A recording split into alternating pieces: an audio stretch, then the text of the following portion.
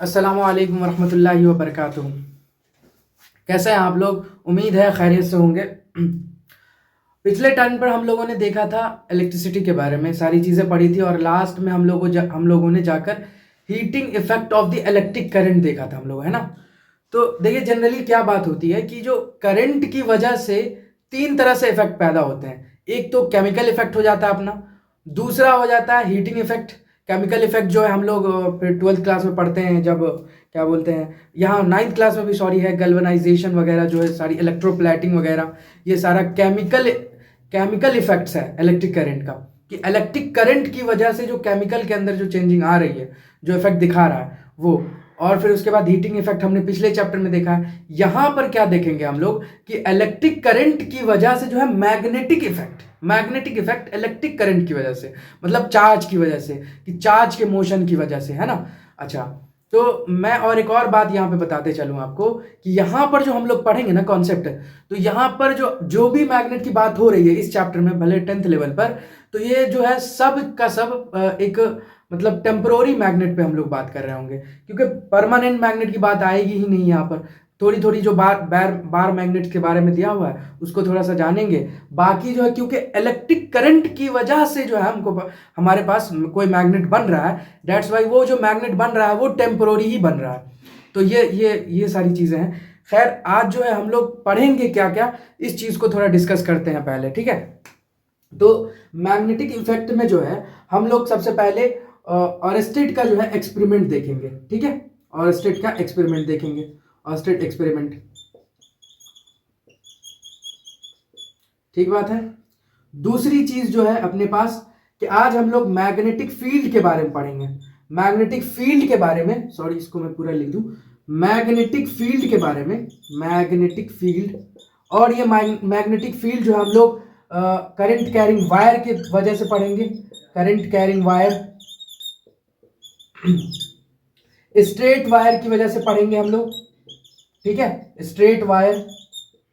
फिर उसके बाद हम लोग सर्कुलर की वजह से भी पढ़ेंगे, सर्कुलर कंडक्टर्स, ये वायर कह लूँ मैं या कंडक्टर्स कह लूँ, ठीक है, कंडक्टर्स, ठीक बात है, इसको भी कंडक्टर्स। क्लियर है बात? अच्छा, ये तो होती है अपने पास मैग्नेटिक फील्ड। फिर मैग्नेटिक फील्ड लाइन को जानेंगे हम लोग, ठीक है, मैग्नेटिक फील्ड लाइंस को। फिर अपने पास जो है मैग्नेटिक फील्ड को डायरेक्शन बताने वाला अपने पास दो लॉ है, जो कि एक है लेफ्ट हैंड फ्लेमिंग रूल, और एक है राइट हैंड थंब रूल। क्या है?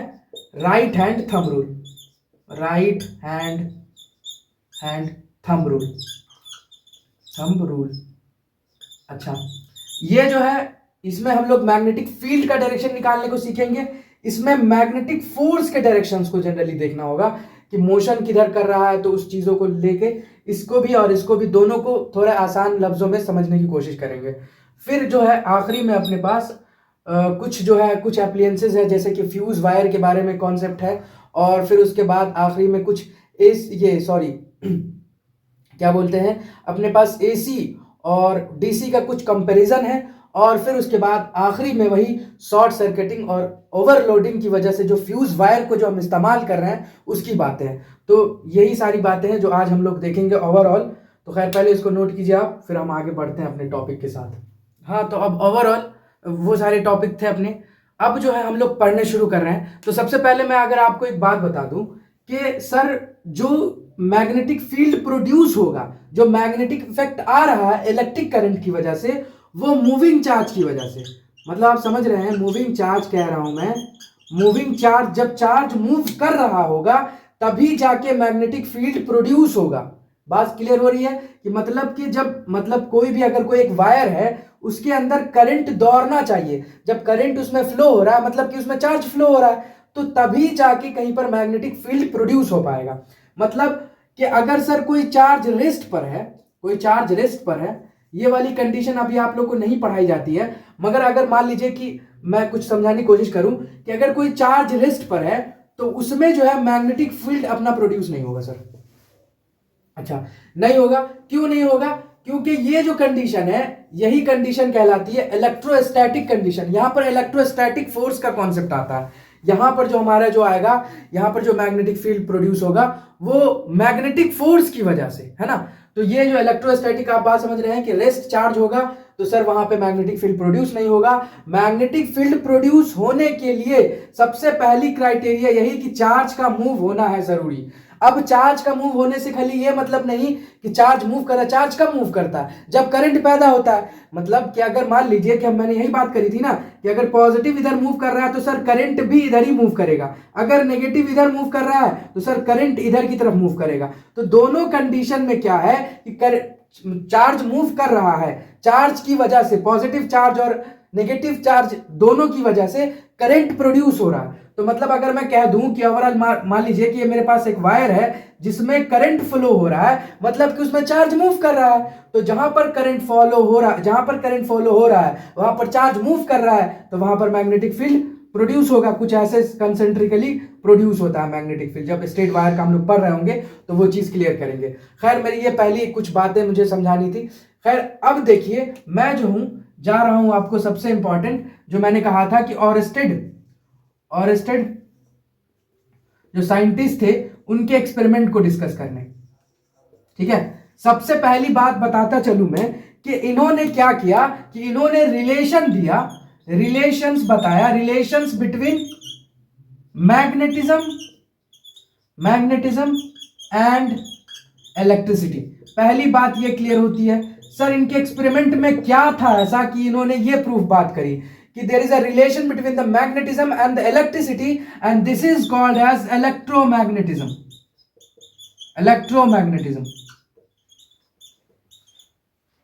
ठीक बात है, तो ये यही कहलाता है इलेक्ट्रोमैग्नेटिज्म। अच्छा, अब इनके एक्सपेरिमेंट में था क्या, तो इनके एक्सपेरिमेंट में ये था, ये कहा जाता है कि ऐसे तो कोई भी एक्सपेरिमेंट एक्सीडेंटली नहीं होता, मगर कई बार साइंटिस्ट के साथ होता है ऐसा कि कोई चीजें एक्सीडेंटली हो जाती है। तो इनके बारे में कहा जाता है, एनसीईआरटी यही कहती है कि क्या हुआ कि एक्सीडेंटली इन्होंने देखा कि एक करंट कैरिंग वायर, एक वायर है जिसके अंदर करंट दौड़ रहा है, करंट कैरिंग वायर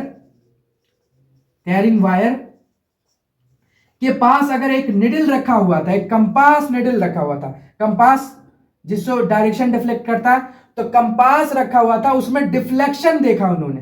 क्या देखा, कंपास में डिफ्लेक्शन देखा। और ये अगर आपको याद होगा तो ये डिफ्लेक्शन क्यों होता था, ये डिफ्लेक्शंस मैग्नेट की वजह से होता है। मतलब अगर कंपास के अंदर जो डिफ्लेक्शन हो रहा है नॉर्थ में या साउथ में, ये मैग्नेट के पास अगर कंपास को रखते थे तो देयर इज अ डिफ्लेक्शन। तो उन्होंने देखा कि अरे सेम बात अगर कि करंट कैरिंग वायर के पास रख रहे हैं तो same as a phenomena show कर रहा है। एक्सेंटली उन्होंने देखा, तो फिर वहां से वही उन्होंने ये रिलेशन बताया कि कुछ रिलेशन है कि मैग्नेटिज्म और इलेक्ट्रिसिटी में। फिर वहां से ये रिलेशन बढ़ा और फिर आज जो है हम लोग रेडियो चला पा रहे हैं, हम लोग टीवी देख पा रहे हैं। ये सारा जो है ना इसी इलेक्ट्रोमैग्नेटिज्म के प्रॉपर्टी पर वर्क करता है, चाहे वो रेडियो हो, चाहे वो टेलीविजन हो, एनटीसी।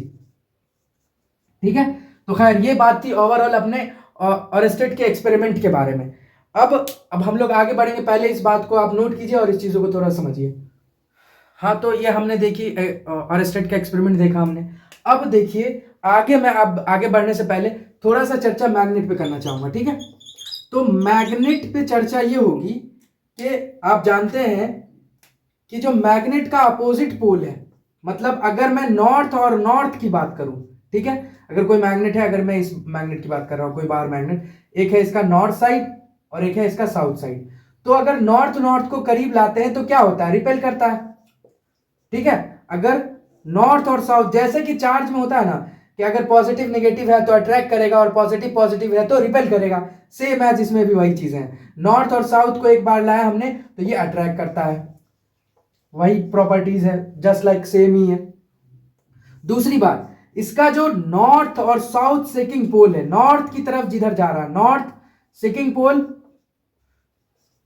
उसको कहते हैं नॉर्थ पोल, जो जनरल नॉर्थ पोल है अपना ज्योग्राफिकल जो है। और जो साउथ सीकिंग पोल है, जो साउथ की तरफ सीक कर रहा है, उसको कहेंगे साउथ पोल। ठीक है, साउथ पोल। ठीक, अब यही मैग्नेट की वजह से, अगर यही एक बार मैग्नेट है ये, तो इसी मैग्नेट की वजह से जो रीजन, जो इसका जो रीजन, इसके सराउंडिंग रीजन्स में मैग्नेटिक फील्ड प्रोड्यूस होते हैं इसी मैग्नेट की वजह से। अगर एक मैग्नेट है और वही, जब मैंने क्या कहा कि जब एक करंट कैरिंग वायर है तो वो एज अ मैग्नेट बिहेव करने लग गया, कि वो अपने चारों तरफ एक मैग्नेटिक फील्ड बनाने लग गया।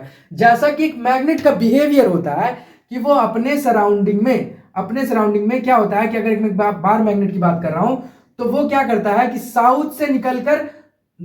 नॉर्थ से निकलकर साउथ की तरफ जाता है। इसका डायरेक्शन ये होता है, ठीक है। इसके बाद ये साउथ से निकला नॉर्थ में, और अंदर जो है वो साउथ से नॉर्थ की तरफ आता है। इस प्रॉपर्टीज को डिस्कस करेंगे, पहले मैं कुछ समझा रहा हूं इसको।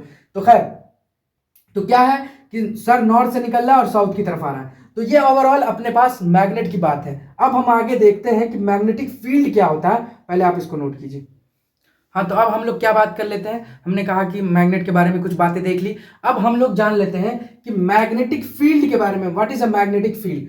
तो sir magnetic field, it is a region surrounding the magnet in which force of a magnet can be detected. Force of the magnet कौन है सर? वही इलेक्ट्रोमैग्नेटिक फोर्स, मैग्नेटिक फोर्स की बात हो रही है। आपने पढ़ा ही होगा कि फोर्स अपने पास कितने तरह के हैं, मतलब कि जो जनरल इंट्रोडक्शन पढ़ते हैं हम लोग जब, तो फोर्स देखते हैं क्या, जब 9th में चीजें आती है कि सर एक इलेक्ट्रोस्टैटिक फोर्स होता है जो रुके हुए चार्ज पर लगता है, इलेक्ट्रोस्टैटिक फोर्स, स्टैटिस्टिक मतलब रुका हुआ। दूसरा जो है मूविंग चार्ज। फिर उसके बाद मैग्नेट की वजह से लगने वाला जो फोर्स है वो होता है अपने पास मैग्नेटिक फोर्स। फिर जो तीसरा है जो अपने पास जितना भी फंडामेंटल फोर्स है लगभग, जैसे कि न्यूक्लियर फोर्स है, ये कुछ तीसरा कैटेगरी हो गई न्यूक्लियर फोर्स की। फिर ओवरऑल बहुत सारे फोर्स हैं इसी तरह। तो मेरे कहने की बात यह है कि जो ये मैग्नेटिक फील्ड प्रोड्यूस हो रहा है किसी मैग्नेट के रीजन में, it is a region surrounding by the magnet in which force of magnet can be detected. Magnetic force detect होगा। The tangent of magnetic field line sir क्या कहना चाह रहे हैं, फील्ड लाइंस, ठीक है, gives the direction of the magnetic field. तो मैं कुछ समझाने की कोशिश करूं आपको कि ये देखिए, अगर एक कोई मैग्नेट है नॉर्थ और ये साउथ, ठीक है, तो कहां से, पहली बात की प्रॉपर्टीज में लिखेंगे हम लोग कि नॉर्थ से साउथ की तरफ आई, ठीक। यही जो लाइन जा रही है ना, यही जो लाइन जा रही है अपनी, यही लाइन को हम कहते हैं magnetic field lines. Magnetic field lines short form मैंने लिखा है, ठीक है, मैग्नेटिक फील्ड लाइन। अब इसी मैग्नेटिक फील्ड लाइन पर ये टेंजेंट जो हमने मैथमेटिक्स में हम पढ़ते हैं, तो ये जो टेंजेंट ड्रॉ कर रहे हैं सॉरी, तो यही टेंजेंट जो है मैग्नेटिक फील्ड का डायरेक्शन दे देता है, मैग्नेटिक फील्ड का डायरेक्शन दे देता है, ठीक बात है। तो यही मैं समझाने की कोशिश कर रहा हूं। तो अब अगले टर्न पर अब हम लोग मैग्नेटिक फील्ड लाइन को देखते हैं। मैग्नेटिक फील्ड लाइन आपको समझ में आया कि मैग्नेटिक वो लाइन है। और पहली बात कि अगर मैं इसको डिफाइन करना चाहूं तो मैग्नेटिक फील्ड लाइन एक इमेजिनरी लाइन है। ये इमेजिनरी लाइन है, ये ऐसा इमेजिन किया जा रहा है, ये इमेजिनरी हाइपोथेटिकल लाइन है। एनसीईआरटी लिखती है ना कि हाइपोथेटिकल लाइन, ठीक है। अच्छा एक और बात कि जब हम लोग सोलेनॉइड पढ़ रहे होंगे तो वहां पर देखेंगे कि स्ट्रेट ले लिया मैंने लाइन, तो स्ट्रेट तब ले लेते हैं लाइन को, ये मैं ऐसा ले रहा हूं, तो स्ट्रेट तब ले लेते हैं जब बहुत ज्यादा कंसंट्रेटेड एक ही जगह मैग्नेटिक फील्ड लाइन हो जाती है, infinite number of magnetic field line एक जगह से पास हो जाती है, तो इसको स्ट्रेट लाइन मान लेते हैं। तो वहां पर देख रहे होंगे कि मैंने स्ट्रेट ले लिया डायरेक्टली, तो वहां पर आप समझने की कोशिश करेंगे। खैर डायरेक्शन, अब ये चीजें क्लियर हुई। अब आगे और फिर हम बात करते हैं मैग्नेटिक फील्ड लाइन पर बात करते हैं। आप इसको पहले नोट कर लीजिए। हाँ, तो अब क्या है, हम लोग मैग्नेटिक फील्ड लाइन को समझेंगे, ठीक है। तो मैग्नेटिक फील्ड लाइन को मैंने पहले ही डिस्क्राइब कर दिया है सर कि मैग्नेटिक फील्ड लाइन जो है एक हाइपोथेटिकल लाइन मान रहा है मैग्नेट के अक्रॉस, ठीक है। तो इसकी प्रॉपर्टीज को देखेंगे हम लोग अभी, ठीक, प्रॉपर्टीज को देखेंगे, प्रॉपर्टीज, ठीक है। अच्छा, सबसे पहली बात कि अगर मैं कोई मैग्नेट बनाऊं, ये मान लीजिए मेरे पास मैग्नेट है नॉर्थ और साउथ, ठीक, तो आउटसाइड द मैग्नेट, आउटसाइड बाहर, ये जो मैं नॉर्थ से निकालकर साउथ में पहुंचा रहा हूं, ठीक है, आउटसाइड जो है मैग्नेट के आउटसाइड, ये आया इधर से निकाला मैंने अंदर डाला, ठीक है। तो नॉर्थ से साउथ की तरफ जा रहा है। आउटसाइड कहां है डायरेक्शन, आउटसाइड जो outside of the magnet, magnetic field line का डायरेक्शन क्या है, तो सर आउटसाइड जो है वो नॉर्थ से साउथ की तरफ है, नॉर्थ से साउथ की तरफ, ठीक है। अच्छा, अगर मैं इन साइड की बात करूं तो ये साउथ से नॉर्थ की तरफ हो जाता है। तो मतलब कि मैग्नेटिक फील्ड लाइन जो है क्लोज बनता है, क्लोज लूप बना सकती है, क्लोज लूप बना सकती है। यही स्टैटिस्टिक में जब चले जाते हैं, स्टैटिक फोर्स में, इलेक्ट्रोस्टैटिक फोर्स में, जब इलेक्ट्रिक फील्ड पढ़ रहे होते हैं हम लोग, यहाँ पे तो नहीं पढ़ते हैं, जब 11th में आते हैं, 12th में आते हैं सॉरी, तो वहां पे इलेक्ट्रिक फील्ड पढ़ रहे होते हैं, तो वो क्लोज लूप नहीं बनाता, ये क्लोज लूप बना लेता है। खैर समझ में आई बात कि क्या हुआ कि नॉर्थ से साउथ गया और साउथ अंदर की तरफ जो है, inside the magnet, inside the magnet, sorry यही लिखता हूं, inside the magnet, inside the magnet, ये डायरेक्शन कैसा हो गया है, तो ये डायरेक्शन हो जाता है अपना साउथ से नॉर्थ, साउथ से नॉर्थ, ठीक है। अच्छा, ये बात क्लियर होती है। तो सर ये गया, नॉर्थ से निकला और साउथ की तरफ गया और फिर साउथ से नॉर्थ की तरफ आया, तो क्लोज लूप बनाया, है ना, ओवरऑल क्लोज लूप बनाया, क्लोज लूप।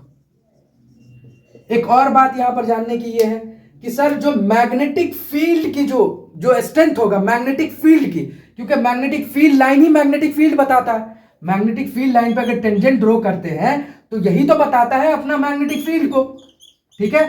अच्छा, मैग्नेटिक फील्ड को, तो यहां पर एक सवाल पूछते हैं कि मैग्नेटिक फील्ड कहां पर ज्यादा होगा सर, ये जो पोल है उसके पास, या सेंटर पे, या फिर कहीं और, कोई और रीजन में। तो आप देख लीजिए, मैं यहां पे लिख रहा हूं कि मैग्नेटिक फील्ड जो है, magnetic field is directly proportional to strength, जो सॉरी मैग्नेटिक फील्ड का स्ट्रेंथ जो है, strength of magnetic field is directly proportional to closeness, closeness of magnetic field line, magnetic field line जितना ज्यादा क्लोज होगी जहां पर मैग्नेटिक फील्ड लाइन, वहां पर मैग्नेटिक फील्ड उतना ही ज्यादा होगा। जैसे सर अगर मैं पोल के पास की बात करूं, तो मतलब अगर मैं हाईएस्ट पहुंचूं, तो आप हमेशा पोल पर बात कीजिएगा, क्योंकि सबसे ज्यादा लाइन यहीं से निकलती है, तो सबसे ज्यादा हाई जो कंसेंट्रेटेड होता है फील्ड लाइन, वो अपने पास पोल के पास होता है। बात समझ में आई, ठीक है। अब देखिए दूसरी बात ये कि अगर ये मैं लिखूं इसके प्रॉपर्टीज में कि two lines, two magnetic field lines, two magnetic field lines never intersect each other, never intersect each other, ठीक है सर। ऐसा क्यों? अगर मैं मान लूं कि मान लीजिए आप, ये पॉइंट है, ठीक है, अगर एक फील्ड लाइन कुछ ऐसे जा रही है और दूसरी फील्ड लाइन ऐसे जा रही है, यहां पे क्रॉस कर गई, अब मैं इस पे टेंजेंट ड्रॉ करना चाहूं तो इसके लिए इधर और इसके लिए इधर, है ना, तो एक पॉइंट पे क्या दो डायरेक्शन पॉसिबल हो सकता है? अब एक पॉइंट है, आप कंपास है, तो या तो वो साउथ है या तो नॉर्थ बताएगा, एक बार में तो दोनों नहीं बता देगा, साउथ भी नॉर्थ भी एक ही साथ। तो एक पॉइंट पे, वन पॉइंट पे एक ही डायरेक्शन पॉसिबल है, वन पॉइंट पे वन डायरेक्शन पॉसिबल है, पॉसिबल है, दो डायरेक्शन तो पॉसिबल नहीं है, ठीक है। तो दो डायरेक्शन होने की वजह से, टू डायरेक्शन होने की वजह से नेवर इंटरसेक्ट ईच अदर, इसी वजह से ये मैं ऐसा कह रहा हूं, ठीक है। ये बात क्लियर होती है, मैं उम्मीद करता हूं ये बात क्लियर होगी आपको। अच्छा, अब इस चीज को ओवरऑल आप नोट कीजिए, फिर आगे हम लोग बात करते हैं, ठीक है। तो अब ओवरऑल जो है हम लोगों ने ये मैग्नेटिक फील्ड लाइंस के बारे में कंप्लीट देख लिया। अब जो है मैं मैग्नेटिक फील्ड जो है स्ट्रेट कंडक्टर की वजह से, सर्कुलर लूप की वजह से और वायर की वजह से, स्ट्रेट वायर की वजह से, इसकी वजह से हम देखेंगे। और वायर वहीं कॉपर वायर का एग्जांपल दिया हुआ है, तो उसको देखेंगे। उसको पहले देखने से पहले मैं आपको कुछ डायरेक्शन क्लियर कर दूं, ठीक है। आप जानते ही ऐसे जनरली कि नॉर्थ, साउथ और अपना ईस्ट और वेस्ट है ना, ये चार डायरेक्शन जानते ही हैं। अभी से क्या आप और एक और दो डायरेक्शन ऐड करेंगे कि अगर मैं आपकी तरफ की बात कर रहा हूं, आपकी तरफ की बात कर रहा हूं, ये आउटवर्ड डायरेक्शन, ये आपकी तरफ आ रहा आउटवर्ड, और मैं अंदर लेकर जा रहा हूं इसे, तो ये इनवर्ड डायरेक्शन, ठीक है। ये डायरेक्शंस आपको क्लियर होगी, क्योंकि यहां पर यही चीजों का देखना है ज्यादातर। तो ये आपकी तरफ मैं आ रहा हूं, ये आपकी तरफ निकल रही है डायरेक्शन, ये आउटवर्ड हुई। ये जो अंदर जा रही है, अंदर की तरफ जा रही है, ये इनवर्ड डायरेक्शन हुई। सर इससे क्या आप समझाने की कोशिश कर रहे हैं? अब देखिए आप, अब मैं स्ट्रेट कंडक्टर की वजह से करता हूं, ठीक है, स्ट्रेट कंडक्टर की वजह से, ठीक। अब मान लिया कि यहां पर मैंने पहले इस रूल को समझाने से पहले, मतलब इस चीज को समझाने से पहले आप एक और बात समझिए कि यहां पर जो कॉन्सेप्ट आएगा राइट हैंड थंब रूल का, ठीक है। इस डायरेक्शन को किसकी मदद से निकालेंगे हम लोग?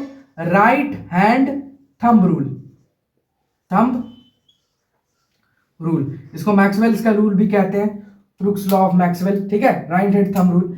इसमें क्या याद रखना है आपको, जनरल सी बात, कि जो थंब है सर, जो अंगूठा है, वो करंट के डायरेक्शन को बताएगा। किसके? करंट के डायरेक्शंस को बताएगा।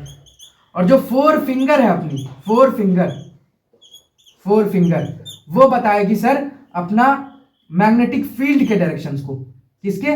मैग्नेटिक फील्ड के डायरेक्शंस को। ठीक है, क्लियर बात? चलिए अब देखते हैं, मैं आपको पहले क्लियर करने की कोशिश करता हूं। ये मान लीजिए अपना, सबसे पहले कि इस डायरेक्शन को लगाते वक्त अपना आप राइट हैंड लीजिए। कई लोग बायां हाथ लिए होते हैं, फिर दिक्कत होती रहती है। तो सबसे पहले अपना राइट हाथ लेना है। ये जो है, ये अपना अंगूठा जो है, ये अपना करंट के डायरेक्शंस को बताएगा। ठीक है, और ये जो फोर फिंगर है, ये फोर फिंगर जो है, ये अपना मैग्नेटिक फील्ड के डायरेक्शंस को बताएगी। अब देखिए, अब क्या करना है आपको, सिर्फ करंट के डायरेक्शन में को अंगूठा को रख के और अपने इस फोर फिंगर को हिलाना है, और ये फोर फिंगर जिधर की तरफ जाएगी वो उधर की तरफ डायरेक्शन हो जाएगा। तो एक बात और, पहली बात कि नॉर्थ साउथ तो आप जान रहे हैं। अगर मैं इनवर्ड की बात कर रहा हूं, कहां, अगर मैंने कहा कि इनवर्ड डायरेक्शन, तो इसको ऐसे भी रिप्रेजेंट करते हैं, इनवर्ड को। ठीक है, इनवर्ड को। अगर मैं कहूं आउटवर्ड डायरेक्शन को, तो इसको ऐसे भी रिप्रेजेंट करते हैं, आउटवर्ड। ठीक बात है, क्लियर होती है बात? चलिए अब मैं स्ट्रेट कंडक्टर मैंने ले लिया, मैं यहां पर समझाता हूं इसे। स्ट्रेट कंडक्टर ले लिया, ठीक है। चलिए स्ट्रेट कंडक्टर है सर, करंट जो है ना इधर की तरफ, ऊपर की तरफ फ्लो हो रहा है। क्या करना है? कुछ नहीं, ये अपना अपना राइट हैंड लिया, करंट का डायरेक्शन सर ऊपर की तरफ है। अब आपको उसको अपने हाथ को टिल्ट करना है। ये अपना मैंने करंट का डायरेक्शन लिया और ये ऐसे ऐसे, तो ये किधर की तरफ जा रहा है? ये किधर की तरफ मूव हो रहा है? तो सर ये अंदर की तरफ मूव हो रहा है, इनवर्ड डायरेक्शन। तो यहां पर मैग्नेटिक फील्ड का डायरेक्शन क्या? यहां पर अंदर की तरफ मैग्नेटिक फील्ड होगा। बात क्लियर हो रही है? बोर्ड की तरफ, अंदर अंदर, ये ठीक। अच्छा, अब मान लीजिए कि मैं कहूं कि सर करंट का डायरेक्शन अब की बार ऐसे ना लेकर मैंने ऐसे लिया। कुछ नहीं करना, राइट हैंड फिर से लगाना है। ये हमने अब की बार पलट दिया हाथ, क्योंकि नीचे की तरफ जा रहा है करंट, इधर की तरफ करंट जो है नीचे की तरफ अपना जा रहा है, करंट इधर की तरफ, और हाथ टर्न करेंगे, किधर की तरफ जा रहा है सर? अंदर, अब की बार भी अंदर। ठीक है, ठीक बात हो रही है? क्लियर हो पा रही है बात? ठीक है, चलिए अब मैं कॉपर वायर की तरफ भी ऐसे ही करूं, तो क्या है कि अगर मान लीजिए कॉपर वायर है कॉपर वायर, तो ये जो है ऐसे, ये इधर की तरफ है डायरेक्शन, ये ऐसा जा रहा है अपना, तो करंट का डायरेक्शन ये है। ये किधर की तरफ निकल रहा है सर? आउटवर्ड, बाहर, आउटवर्ड। ये करंट का डायरेक्शन है, बाहर की तरफ आ रहा है, आउटवर्ड। आउटवर्ड सर क्या करते हैं आउटवर्ड के लिए? सर आउटवर्ड के लिए लेते हैं हम लोग ये। ठीक बात है? क्लियर हो पा रही है? अच्छा, अब एक और बात आपको जहन में रखनी ये है, इसको तो हम आगे खैर आगे पढ़ते हैं, मगर आप इस बात को जहन में रखेंगे तो आपको भूल नहीं पाइएगा आप। तो क्या होता है कि अगर करंट का डायरेक्शन अगर मान लीजिए कि ये करंट का डायरेक्शन है ये, ठीक है, और इधर की तरफ करंट जा रहा है पहले रुक जाइए एक मिनट, आप पहले इसको, आप इस चीजों को क्लियर कीजिए, इसको और इसको मैं दोनों को एक साथ समझाने की कोशिश करता हूं, पहले आप यहां तक नोट कीजिए। हाँ, तो देखिए हम लोग क्या समझ रहे थे कि डायरेक्शंस को क्लियर कर रहे थे। तो देखिए जनरल सी बात है कि आपको डायरेक्शन में जब भी बात आएगी ना, तो आपको जब भी मैग्नेटिक फील्ड के डायरेक्शन को निकाल रहे होंगे, तो आपको बस इतना ही से ध्यान रखना है कि अपने पास इनवर्ड आउटवर्ड का भी जो डायरेक्शन है उसको भी लेते हुए चलना है, नॉर्थ साउथ और ईस्ट वेस्ट के साथ। तो एनसीईआरटी क्या करती है, वही चीज को देखिए हम लोगों ने पिछले स्लाइड पर समझाया, मतलब कितना आसान था। उसी बात को एनसीईआरटी थोड़ा टफ करके लिखती है, कि वो लिखती है कि जब हम लोग साउथ से नॉर्थ की तरफ जाते हैं, तो वो साउथ से नॉर्थ की तरफ, मतलब ऊपर ऐसे करंट ऊपर जा रहा है, अभी क्लियर करते हैं, और तो वो एंटी क्लॉकवाइज जाता है, anti clockwise magnetic field produce होता है। ठीक है, अच्छा इस बात को क्लियर करते हैं, पहले रुक जाइए। तो अगर नॉर्थ से साउथ की तरफ जाता है, तो क्लॉकवाइज जो है ना, क्लॉकवाइज मैग्नेटिक फील्ड प्रोड्यूस होता है। अब इसमें क्या है मसला सर, आप ये बताइए सर। तो मैं कह रहा हूं कि देखिए पहला केस क्या है, कि पहला केस है स्ट्रेट कंडक्टर की बात हो रही है, ये स्ट्रेट कंडक्टर की बात हो रही है, स्ट्रेट कंडक्टर। तो पहली बात क्या है कि क्या कहा है इसने कि सर साउथ से नॉर्थ की तरफ, मतलब ये नीचे साउथ होता है, ऊपर नॉर्थ होता है अपना, साउथ और नॉर्थ ऐसे लेते हैं, तो ये साउथ से नॉर्थ की तरफ जा रहा है। ये डायरेक्शन बनाया हम लोगों ने सर, ये थंब करंट के डायरेक्शन में थंब सर टर्न किया, सर किधर की तरफ जा रहा है? अंदर की तरफ। सर अगर कोई करंट ऐसे ऐसे मूव हो रहा है, ये ऐसे हुआ ना, ये इधर से लेकर इधर आ रहा है, बात समझ पा रहे हैं हम? मेरी बात क्लियर हो पा रही है? अगर मैं बात करूं तो करंट किधर से, सॉरी, मैग्नेटिक फील्ड किधर से किधर जा रहा है? इधर से। घड़ी किधर की तरफ चलती है सर? घड़ी जो है ऐसे चलती है, ऐसे बजता है इधर की तरफ, यहां पर 6 बजता है, 7, 8 और 9 इधर की तरफ, क्लॉक वाइज। क्लॉक कैसे की तरफ चलती है? तो इधर की तरफ। तो ये क्लॉक के अपोजिट चल रही है, तो भाई एंटी क्लॉक वाइज। बात क्लियर हो पा रही है आपको कि सर क्लॉक के अपोजिट चल रहा है, dates why anti clock wise. ठीक, अच्छा अब देखिए, नॉर्थ से साउथ की बात कर रहे हैं सर, ये नॉर्थ है, ये साउथ है। अब जो है करंट जो है आपकी बार नीचे आ रहा है, यही ना, नीचे आ रहा है करंट सर। फिर से वही, ये ऐसे जा रहा है सर, ऐसे। तो अब क्या होगा कि करंट जो है आपकी बारी ऐसे फ्लो होगा, ठीक है।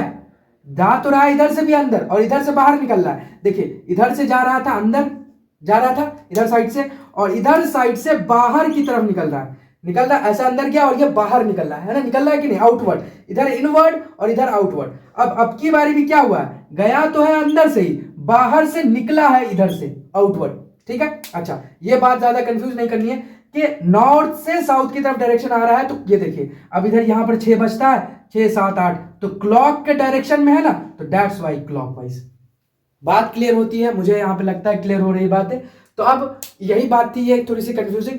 अब देखिए इसी बात को आगे प्रोसीड करके अब जो है क्या बोलते हैं, सर्कुलर लूप से मान लीजिए कि मैं सर्कल बनाता हूं, ठीक है, ये कोई सर्कुलर लूप है।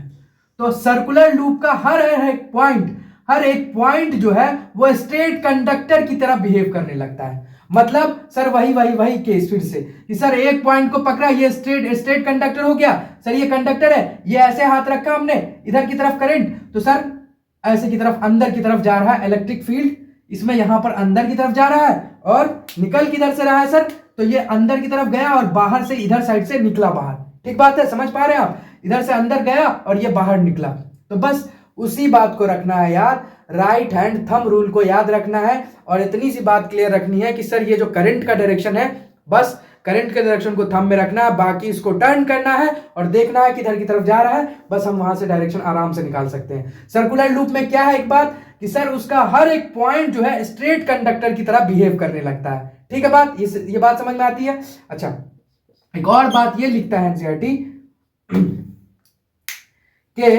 कि अगर आपने करंट का डायरेक्शन रिवर्स किया तो मैग्नेटिक फील्ड का डायरेक्शन रिवर्स हो जाएगा। तो यहां तो हमने अभी देखा है प्रूफ करते हुए कि सर पहले करंट का डायरेक्शन इधर जा रहा था, मैग्नेटिक फील्ड एंटी क्लॉकवाइज, जब इधर की तरफ करंट का डायरेक्शन है सर तो इधर क्लॉकवाइज। तो जाहिर सी बात है कि जब करंट का डायरेक्शन रिवर्स करेंगे तो मैग्नेटिक फील्ड का भी डायरेक्शन रिवर्स हो जाएगा, मैग्नेटिक फील्ड का डायरेक्शन रिवर्स हो जाएगा।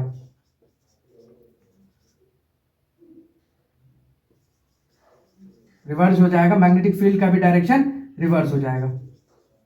ठीक है, ये बात क्लियर होती है? अच्छा ये ओवरऑल बात अपने राइट हैंड थंब रूल और इसके डायरेक्शंस की बात थी। अब मुझे तो नहीं लगता कि अब कंफ्यूजन होना चाहिए। बाकी जो है फिर से वही चीज कह रहा हूं कि ये जो यहां पर मैंने क्लियर किया, यहां पे कुछ बातें लिखी हैं, तो एनसीईआरटी पढ़ते वक्त इसको ध्यान से करना है, तो अब चीजें बिल्कुल क्लियर हो जाएगी। खैर इसको नोट कीजिए। अब आगे मैं बढ़ता हूं, आगे फिर बात करते हैं।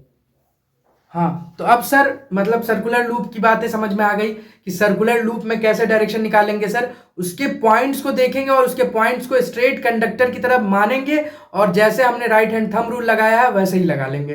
ठीक है, अच्छा अब जो है हम लोग सोलेनॉइड्स पे बात करेंगे। पहली बात की सोलेनॉइड्स होता क्या है, तो सर्कुलर लूप को जब इस तरह जब टर्न में मोड़ देते हैं हम लोग, सर्कुलर लूप को टर्न से टर्न में मोड़ दिया हमने, ठीक है, यही सर्कुलर लूप इतना टर्न्स दिया हमने तो ये जाके एक सोलेनॉइड्स बन जाता है। ठीक है, सोलेनॉइड्स की जो बात है कि जो ये जो बाहर का रीजन है ना, ये बाहर के रीजन में मैग्नेटिक फील्ड जीरो रहता है। ये जो मैग्नेटिक फील्ड जीरो नहीं होता बस इस रीजन में, ये जो मैग्नेटिक फील्ड जो है सर्कुलर रीजन में, यहां पर मैग्नेटिक फील्ड जीरो नहीं होता। ये जो बी लिख रहा हूं मैं, ये मैग्नेटिक फील्ड का रिप्रेजेंटेशन है। ठीक है, इस बात को आप रखेंगे कि इसको मैं मैग्नेटिक फील्ड का रिप्रेजेंटेशन कैसे लिखते हैं, मैग्नेटिक फील्ड को बी से। ठीक बात है? अच्छा मैं यहां पर आपको बताना ये चाह रहा हूं कि मैंने सर यहां पे साउथ से नॉर्थ कैसे ले लिया डायरेक्टली डायरेक्शन, तो मैंने कहा था कि जब भी मैग्नेटिक फील्ड लाइन कंसंट्रेटेड हो जाएगी एक जगह, इनफाइनाइट हो जाएगी, इनफाइनाइट जहां पर बहुत ज्यादा कंसेंट्रेशन हो जाएगा तो उसका जो डायरेक्शन हम डायरेक्टली ले लेंगे स्ट्रेट लाइन, बोला था मैंने, तो वही चीज की है मैंने। खैर अब देखिए कि अब इसका जो मैग्नेटिक फील्ड इसके अंदर प्रोड्यूस हो रहा है, इसके अंदर जो मैग्नेटिक फील्ड प्रोड्यूस हो रहा है वो इस बात पर डिपेंड करेगा कि इसके अंदर नंबर ऑफ टर्न कितना है। मैं अगर आपको लिखना चाहूं, ये आपके आपके सिलेबस में है नहीं ये फॉर्मूला, मैं बस इसलिए लिख रहा हूं ताकि आपको याद रह जाए इस फॉर्मूला से कि किस किस बात पर डिपेंड करता है। क्योंकि देखिए मैग्नेटिक फील्ड इसके अंदर सोलेनोइड्स के अंदर ये होता है म्यू नॉट एन आई, ठीक है। इस बात सबको नेग्लेक्ट करिए आप, कुछ नहीं आपको याद रखना है, बस इस दोनों पर ध्यान रखना है आपको, एन और आई। N for number of turn और आई फॉर करंट, ठीक है। तो सर जो इसका मैग्नेटिक फील्ड इसके अंदर कितना प्रोड्यूस होगा वो इस बात पर डिपेंड करेगा कि इसका नंबर ऑफ टर्न कितना है, ठीक है, नंबर ऑफ टर्न कितना है। दूसरा इस बात पर डिपेंड करेगा कि स्ट्रेंथ ऑफ द करंट क्या है, कितना करंट है, स्ट्रेंथ ऑफ द करंट क्या है। तो अब बात समझ पा रहे हैं कि क्या होगा कि जो जितना नंबर ऑफ टर्न है, जितना नंबर ऑफ टर्न है उतना ज्यादा मैग्नेटिक फील्ड, क्योंकि B equals to mu not N I. इसको आप नेग्लेक्ट करिए, क्या है इसका मतलब नहीं जानने की भी जरूरत नहीं है, बस B अगर जब n ज्यादा होगा B ज्यादा होगा, डायरेक्टली प्रोपोर्शनल, ठीक है। B n ज्यादा B ज्यादा, I ज्यादा B ज्यादा, मैग्नेटिक फील्ड की बात हो रही है। तो या इसी बात को मैंने ये फॉर्मूला इसलिए लिखा है ताकि आपको ये दोनों बात याद रह सके, ठीक है। बस इतनी ही सी बात है अपने सोलेनोइड्स के अंदर। फिर हम आगे बढ़ते हैं कि इस सोलेनोइड्स की मदद से हम इलेक्ट्रोमैग्नेट कैसे बनाते हैं, क्या चीजें होती है उसको देखते हैं। पहले आप यहां तक नोट कर लीजिए।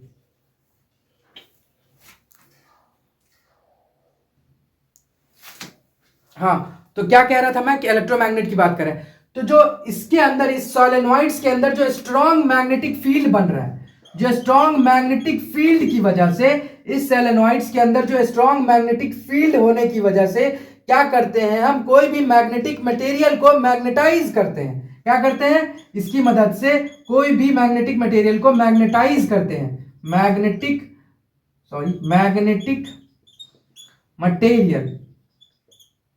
मटेरियल को मैग्नेटाइज करते हैं with the help of this सोलेनोइड्स। इसके स्ट्रॉन्ग मैग्नेटिक फील्ड होने की वजह से कोई भी मैग्नेटिक मटेरियल को मैग्नेटाइज कर रहे हैं। जैसे कि कोई सॉफ्ट आयरन है, उसको मैग्नेटाइज कर दिया हमने और उसको एक इलेक्ट्रोमैग्नेट बना देते हैं। इलेक्ट्रोमैग्नेट सर कुछ नहीं है, जनरल सी बात यह है कि वो टेम्पररी मैग्नेट है जो एक मैग्नेट की तरह बिहेव करने लगता है। इलेक्ट्रोमैग्नेट एक टेम्पररी मैग्नेट है जिसको बनाते कैसे हैं, तो सर हमने देखा कि कैसे बनाते हैं कि इसके स्ट्रॉन्ग मैग्नेटिक फील्ड होने की वजह से सोलेनोइड्स के अंदर उस मैग्नेटिक मटेरियल को मैग्नेटाइज कर देते हैं, जैसे कि सॉफ्ट आयरन का एग्जांपल है, ठीक है। अच्छा, ये इलेक्ट्रोमैग्नेट बन गया। अब देखिएगा आप, मैं इसी फॉर्मूला पर आगे आपको इसी जो इलेक्ट्रोमैग्नेट का जो अपने पास प्रॉपर्टीज दे रखी है इसी को डिस्कस कर देता हूं बहुत, क्योंकि उसमें बहुत लंबी चौड़ी बातें लिखी हुई हैं। तो आपको देखिए कितनी आसानी से चीजें हो जाएगी कि मैंने क्या कहा था कि सर करंट बढ़ाएंगे आप, तो करंट बढ़ाएंगे मैग्नेटिक फील्ड बढ़ेगा, करंट बढ़ाएंगे मैग्नेटिक फील्ड, क्योंकि डायरेक्टली प्रोपोर्शनल है सर, देख रहे हैं आप। पहली बात ये लिखी है।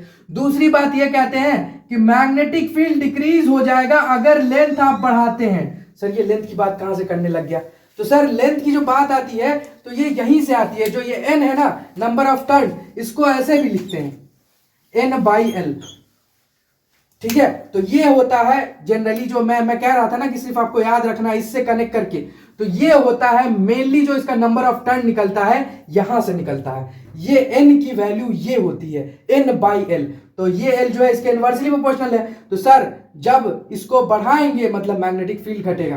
फिर से मैं इसको ऐसे लिख देता हूं आपको थोड़ा सा और बेहतर करने के लिए कि म्यू नॉट N/L ये है नंबर ऑफ टर्न, ठीक है। मैंने आपको यहां पर यह याद करने के लिए इससे कहा था ना, तो आप इससे और थोड़ा क्लियर कर लीजिए, ठीक है।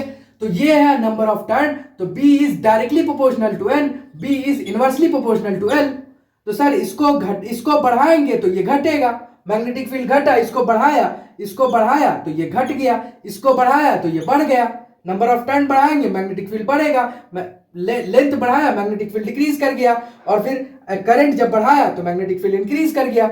बात समझ रहे हैं आप। मैंने इस फॉर्मूला को इसी वजह से लिखा था क्योंकि इसकी जितनी प्रॉपर्टीज है इस बस एक फॉर्मूला पर पूरी डिफाइन हो जाएगी। होप कि आपको समझ में आई होगी चीजें। खैर मैं एक बार और रिवाइज कर लूंगा आपके सामने। देखिए क्या है कि अपने पास सोलेनॉइड्स का ये एक फॉर्मूला है सर, इस म्यू नॉट को नेग्लेक्ट करिए आप, इसके बाद N/L × I है, ठीक है, बात क्लियर होती है।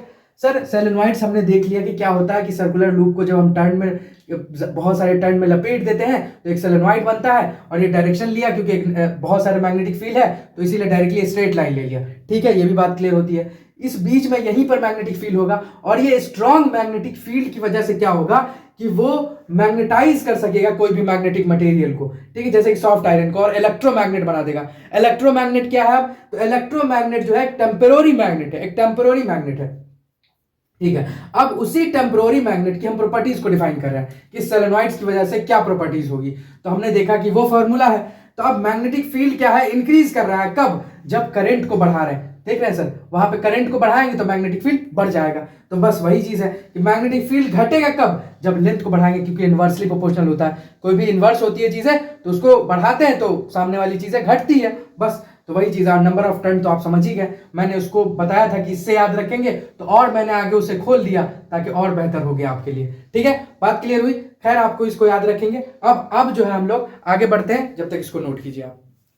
अब जो है हम लोग आगे फोर्स, मैग्नेटिक फोर्स की वजह से, मैग्नेटिक फोर्स की बात करेंगे। अभी तक हम लोगों ने क्या देखा? मैग्नेटिक फील्ड देख लिया, सारे स्ट्रेट कंडक्टर जितनी भी चीजें थी सब क्लियर कर लिया हमने। अब मैग्नेटिक फोर्स देखेंगे। सर मैग्नेटिक फोर्स की क्या बात हो गई? तो हमने अभी ही कहा था कि जहां पर मैग्नेटिक फील्ड प्रोड्यूस हो रहा है वहीं पर जो है मैग्नेटिक फोर्स भी आएगा, मैग्नेटिक फोर्स का कॉन्सेप्ट वहीं पर आएगा। तो मैग्नेटिक फोर्स का कॉन्सेप्ट आएगा। अब क्या हमने अभी मैग्नेटिक फील्ड का डायरेक्शन निकाला है, अब मैग्नेटिक फोर्स का डायरेक्शन निकालेंगे। तो शुरुआत में ही कहा था मैंने लेक्चर के कि जब सर मैग्नेटिक फोर्स का डायरेक्शन निकाल रहे होंगे तो हम लोग के पास आएगा तब लेफ्ट हैंड फ्लेमिंग रूल। क्या कौन आएगा? Left hand Fleming rule, left hand Fleming rule, ठीक है। हम लोग के लेवल पे जब क्लास 12th में बच्चे आते हैं तो हम लोग एक ही मतलब क्या नाम है, एक ही राइट हैंड से सारे डायरेक्शंस कर लेते हैं, मगर आपको ये तो पढ़ना है यहाँ पर, क्योंकि इसका जवाब देना है। इसका जवाब इन द सेंस कि ये पूछेंगे कि कौन सा फिंगर और थंब क्या रिप्रेजेंट करता है तो आप क्या कहेंगे, तो इसीलिए इसको यहाँ पे पढ़ना पड़ेगा। तो आपको मैं एक बात कहता हूँ कि मान लीजिए कि M, F और C है ना, यही है ना अपने पास।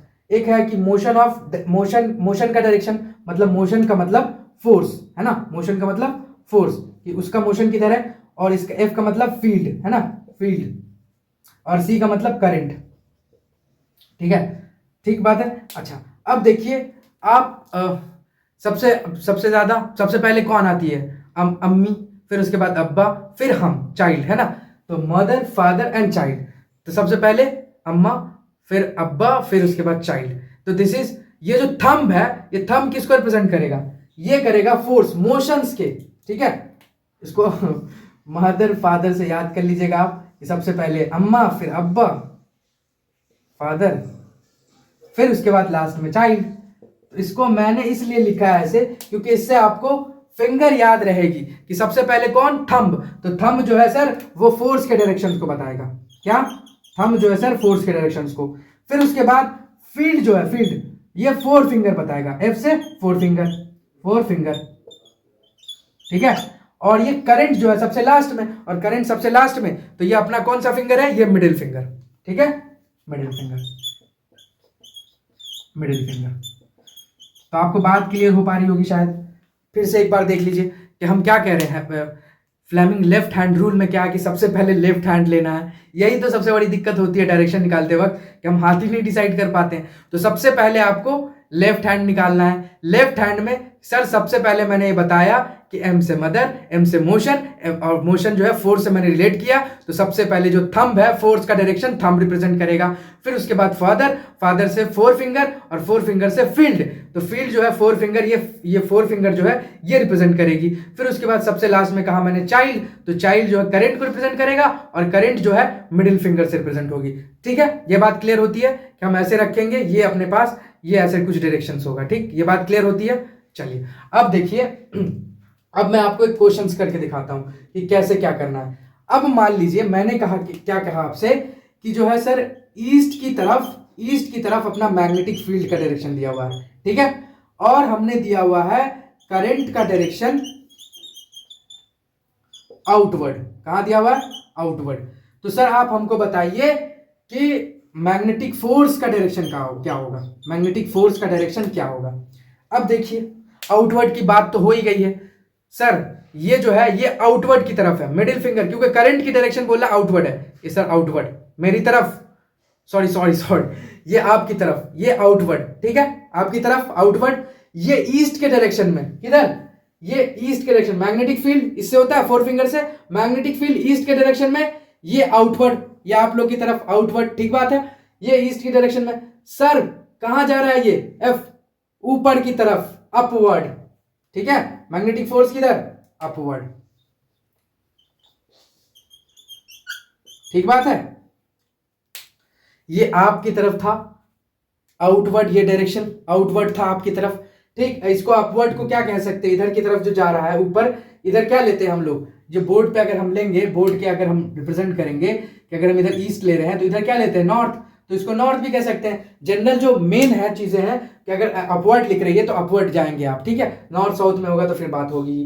तो ये आपको क्लियर होती है यहाँ पर बात। अगर मान लीजिए कि और एक और एग्जाम्पल ले लिया जाए, मान लीजिए मैं ऐसे ही जनरली आपको बताता हूँ, मान लीजिए कि अब की बारी हमारे पास ये डायरेक्शन न लेके हम इधर की तरफ डायरेक्शन ले रहे हैं और इसको अंदर की तरफ ले रहे हैं, इसको अंदर की तरफ ले रहे हैं और ये वेस्ट की तरफ, इधर से बताता हूं, ठीक है, ये वेस्ट की तरफ है, ये अंदर की तरफ है, अब की बार भी फोर्स ऊपर की तरफ। तो मतलब डायरेक्शन से हमको बस इतना से ध्यान रखना है कि इन चीजों के साथ हमको देखते रहना है, बाकी हाथ को याद रखना है कि कब मैग्नेटिक फोर्स निकालना होगा तो हमको लेफ्ट हैंड फ्लेमिंग रूल लगाना है, और जब हमको मैग्नेटिक फील्ड की बात कर रहा होगा तो हमको राइट हैंड थंब रूल लगाना है, ठीक है। ये बात क्लियर होती है? तो ये डायरेक्शंस की बातें क्लियर होती है, इसको पहले आप नोट कीजिए, फिर आगे हम लोग बढ़ते हैं, ठीक। हाँ, तो अब क्या है कि अपना जो कुछ टॉपिक रह गया आप इसके बाद खत्म हो जाएगी। तो सबसे पहले आप देखिए कि एक टॉपिक है कि advantage of AC over DC, ठीक है, अल्टरनेटिंग करंट का जो एडवांटेज है डीसी करंट पे। पहले यहाँ पर बहुत कुछ इस एनसीईआरटी में, पहले की जो एनसीईआरटी में है, इलेक्ट्रिक मोटर्स हुआ करता था, डीसी मोटर, बहुत सारे काफी उसकी वर्किंग प्रिंसिपल थे, तो अब उसको हटा दिया गया, तो इसीलिए उसको नहीं पढ़ रहे हैं हम लोग। तो खैर आगे देखिए कि advantage of AC over DC की अगर हम बात करें तो एक ही एडवांटेज सबसे बेहतर ये है कि एसी को जो है हम लंबे डिस्टेंस तक ट्रांसफर कर सकते हैं, ट्रांसमिट द एनर्जी या पावर कह लीजिए, पावर ही कहिए, पावर ऑन लॉन्गर डिस्टेंस, ठीक है, लॉन्गर डिस्टेंस, ठीक है, ये बात है। और प्लस में ये फ्लक्चुएट करता रहता है, एसी जो है फ्लक्चुएट करता रहता है, ठीक। अच्छा, अब हम लोग का जो डोमेस्टिक इलेक्ट्रिक सर्किट है, जो हम लोग के घर में जो आ रहा है, तो हम लोग के घर में जो लगभग जो जनरली जो आता है 220 वोल्ट, इंडिया के अंदर 220 वोल्ट आते हैं घर के अंदर, और 50 हर्ज जो फ्रीक्वेंसी होती है 50 हर्ज, ये करीबन आता है। अच्छा, क्या है जो डोमेस्टिक इलेक्ट्रिक सर्किट होती है उसमें 3 तरह के वायर से मिलकर बना होता है। एक होता है रेड, जो हायर पोटेंशियल पे होता है, हायर पोटेंशियल पर, ठीक है, हायर पोटेंशियल पे पॉजिटिव होता है। जो रेड कलर का वायर का इंसुलेशन होता है, एक वायर पे अगर रेड कलर का इंसुलेशन है, मींस उसका क्या समझेंगे कि वो हायर पोटेंशियल पर है और पॉजिटिव है। अगर किसी वायर पर ब्लैक कलर का इंसुलेशन है तो वो होता है लोअर पोटेंशियल पे। लोअर पोटेंशियल पर मतलब कि क्या, हायर पोटेंशियल का क्या मतलब कि 220 वोल्ट पे है और ये 0 वोल्ट पे है, तब ना डिफरेंस आया 220 वोल्ट का, पोटेंशियल डिफरेंस वही होता है ना 220 वोल्ट, ठीक है। अच्छा, ये नेगेटिव होता है, ठीक है। अच्छा, अब ग्रीन कलर जो होता है ना सर, वो होता है अर्थिंग के लिए। किसके लिए? अर्थिंग के लिए। ये सेफ्टी के लिए होता है कि इसमें क्या करते हैं कि उस वायर को कॉपर प्लेट के साथ नीचे जमीन के अंदर जो है अर्थ कर देते हैं, ठीक है।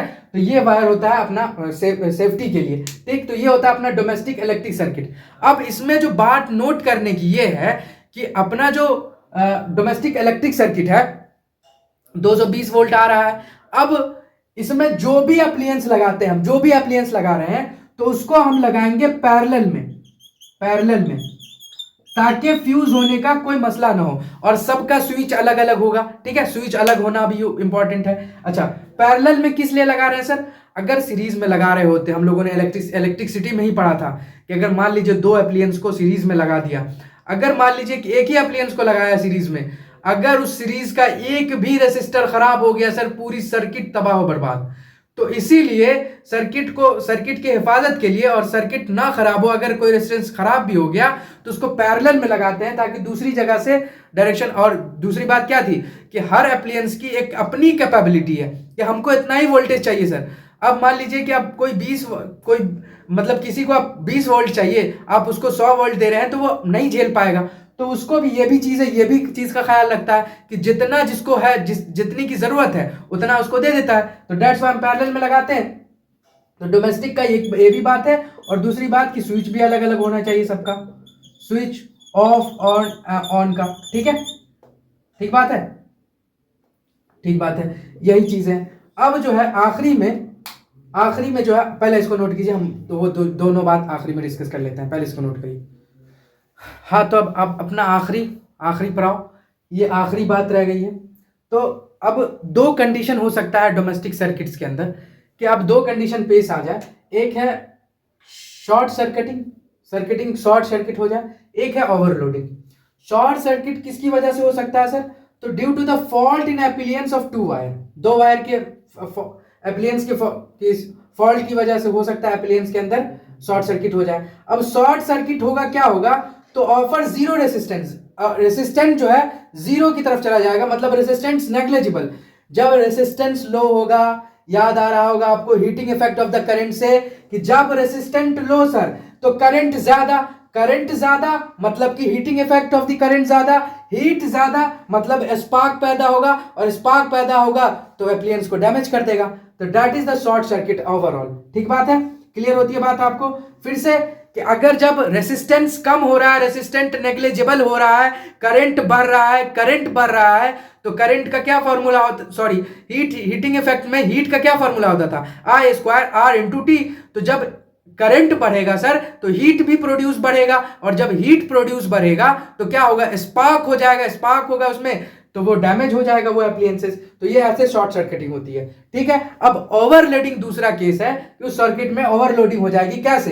कि अगर मान लीजिए कि बहुत सारा एप्लियंस हम एक ही सर्किट में लगा दिए, एक सर्किट है और उसमें काफी सारे एप्लियंस लगा दिए, तो जाहिर सी बात है झेल नहीं पाएगा, उसके लिए ओवरलोड हो गया, तो ओवरलोडिंग हो जाएगी। अब मान लीजिए कई बार क्या होता है कि accidental increase in supply of voltage, जो एक्सीडेंटली जो है सप्लाई वोल्टेज का सप्लाई हम लोग बढ़ा देते हैं, तो वहां पर भी ओवरलोडिंग हो जाती है। तो ये दो जो प्रॉब्लम फेस हो सकती है डोमेस्टिक सर्किट्स के साथ। तो अब ये जो प्रॉब्लम्स है, इस प्रॉब्लम को प्रिवेंट करने के लिए, इस प्रॉब्लम को सर्किट से प्रॉब्लम को प्रिवेंट करने के लिए हम फ्यूज वायर का इस्तेमाल करते हैं, है ना? जो फ्यूज क्या करता है? फ्यूज हमको इस दोनों चीजों से बचाता है, शॉर्ट सर्किटिंग से भी और ओवरलोडिंग से भी। बात क्लियर हो पा रही है? तो यही थी ओवरऑल सारी बातें हम लोगों की magnetic effect of the current due to the electric current, magnetic effect due to the electric current. देखिए मैं अगर ओवरऑल बताऊं आपको तो ये चैप्टर बहुत आसान हो गया। जब इलेक्ट्रिक मोटर को इससे हटा दिया गया तो इसमें बहुत ही कम चीजें बची, तो ये चैप्टर बहुत ही आसान हो गया दूसरे चैप्टर्स के बनिस्बत। हाँ, जब इलेक्ट्रिक मोटर्स था इसके अंदर तो थोड़ा उसके प्रिंसिपल, उसकी वर्किंग थोड़ी टफ थी, क्योंकि एग्जाम में वही बार बार पूछ लिया जाता था, उसका स्ट्रक्चर पूछ लिया जाता था। खैर ये बात तो अलग है।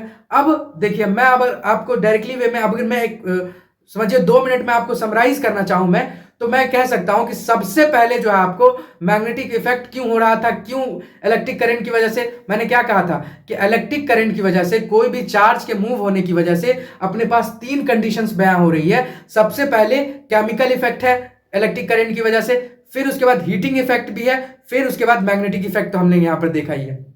दूसरी बात मैंने क्या समझाई कि सर मूविंग चार्ज होने की वजह से मैग्नेटिक इफेक्ट प्रोड्यूस हो रहा है, मैग्नेटिक फील्ड यहां पर प्रोड्यूस हो रहा है। अगर रेस्ट चार्ज होता तो नहीं होता, वो इलेक्ट्रोस्टैटिक का कंडीशन हो जाता। ठीक है, उसके बाद हम लोगों ने देखा कि मैग्नेटिक फील्ड के बारे में जाना, मैग्नेटिक फील्ड के बारे में सारी चीजों को देखा, मैग्नेटिक फील्ड लाइंस के बारे में देखा, मैग्नेटिक फील्ड के डायरेक्शंस को समझा, और इसमें 2 अपने लॉ आए, एक है राइट हैंड थंब रूल, और रूल आए 2, सॉरी, एक राइट हैंड थंब रूल और एक लेफ्ट हैंड फ्लेमिंग रूल्स। इस दोनों से लेफ्ट हैंड फ्रेमिंग रूल से हम क्या करते थे सर, फोर्स के डायरेक्शंस को देखते थे, और राइट हैंड थंब रूल से क्या देखते थे सर, मैग्नेटिक फील्ड के डायरेक्शंस को देखते थे। फिर उसके बाद डायरेक्शंस को समझने वक्त हम लोगों ने देखा कि आउटवर्ड इनवर्ड का भी कॉन्सेप्ट है, उसको भी समझने की कोशिश की, क्लॉकवाइज एंटी क्लॉकवाइज की बातों को करने की कोशिश की कि जो एनसीईआरटी में जो पॉइंट्स लिखे हुए हैं और यहां पर हमने क्या समझा उसको ओवरऑल चीजें की। खैर, अब देखिए कि इसमें जो है कोई न्यूमेरिकल बेस्ड चीजें नहीं है, थ्योरी है डायरेक्टली। जैसे इलेक्ट्रिसिटी में कुछ न्यूमेरिकल्स थे, जैसे कि अपने पास लाइट्स में कुछ न्यूमेरिकल्स थे उसमें कुछ न्यूमेरिकल्स, इसमें नहीं है, ओवरऑल सारी थ्योरी है। तो आपको करना यही है कि इसको इसी तरह से रिवाइज करना है जो मैंने करी है। मैंने लगभग सारी एनसीईआरटी की सारी बातें कहने की कोशिश करी है। अब जो इसमें छोटे छोटे क्वेश्चंस आते हैं तो वो आप एनसीईआरटी के जो इंटेक्स्ट क्वेश्चन है उसको भी देख लीजिएगा और एनसीईआरटी को पढ़ते रहिएगा और फिर उसके बाद रिवाइज करते रहिए। बहुत ही कम दिन रह गया अब एग्जाम में, तो अब फिजिक्स हमारा ओवरऑल हम लोग का पूरा कंप्लीट हो चुका। तो अब फिजिक्स को बेहतर तरीके से रिवाइज कर लीजिए अच्छे से। केमिस्ट्री भी शायद कंप्लीट हो चुकी है, तो केमिस्ट्री को रिवाइज करिए। अब बायोलॉजी की चीज़ें बढ़ेंगी आगे, तो इसी तरह आप धीरे धीरे करके चीज़ों को आप रिवाइज करते चलिए क्योंकि वक्त कम रह गया है। और बाकी जो है इंशाल्लाह हम फिर मिलेंगे, और जब तक आप जो है इन सारी चीज़ों को पढ़ते रहिए, रिवाइज करते रहिए और जाइए एग्ज़ाम में बेहतर करके आइए, हमारी यही दुआ है। और बाकी सारी चीज़ों को फिर इंशाल्लाह फिर हम मिलते हैं। चलिए, अस्सलामु अलैकुम रहमतुल्लाहि व बरकातुहू। अल्लाह हाफ़िज़।